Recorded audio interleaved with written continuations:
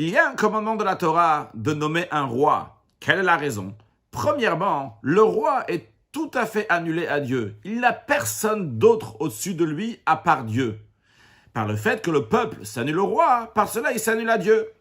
Une deuxième raison, comme il est écrit dans les maximes de nos pères, il malait mora shel malchut ish edreu chaim belao. S'il n'y avait pas la crainte du gouvernement, eh bien, les gens se seront dévorés, entre guillemets, les uns les autres. C'est la raison pour laquelle il y a besoin d'un roi pour mettre de l'ordre. Le Tzemar Tzedek explique que d'après ces deux raisons, les âmes qui sont appelées des âmes des Talmid Chachamim, des érudits, des sages en Torah, n'ont pas besoin d'un roi. Premièrement, la sagesse représente l'annulation totale.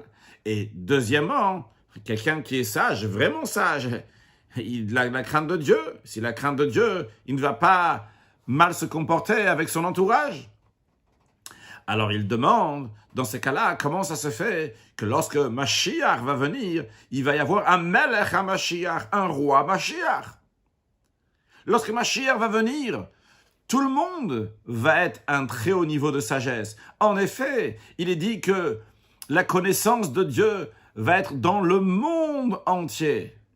Il est écrit qu'il n'y aura pas besoin que l'un va enseigner l'autre, car tout le monde va connaître Dieu. Donc tout le monde va être à ce niveau-là, des Talmid, des Chachamim, des sages en Torah et en connaissance de Dieu. Pourquoi il y a besoin d'un roi?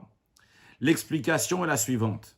Un roi, par définition, il connaît des choses et il a une compréhension que le peuple n'a pas.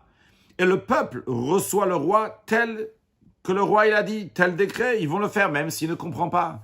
Eh bien, dans l'étude de la Torah aussi, lorsque Mashiach va venir, il va dévoiler les profondeurs de la Torah à tout le peuple. Mais il y aura encore des dimensions de Torah que uniquement le roi Mashiach les connaîtra, pourra les appréhender, et pas tout le peuple. Et par rapport à cela, il est appelé roi dans le sens qui donne une influence qu'on appelle makif, qui entoure et qui dépasse, qui ne peut pas s'intégrer dans la tête de tout le peuple. Donc il y aura des dimensions de Torah qui vont dépasser que le roi Mashiach aura, et il donnera une influence de cette Torah à tout le monde, mais pas de manière que ça rende de manière compréhensible chez tout le monde. Et c'est la raison pour laquelle qu'il a appelé roi, que Dieu fasse que très prochainement on mérite d'accueillir ce roi Mashiach now.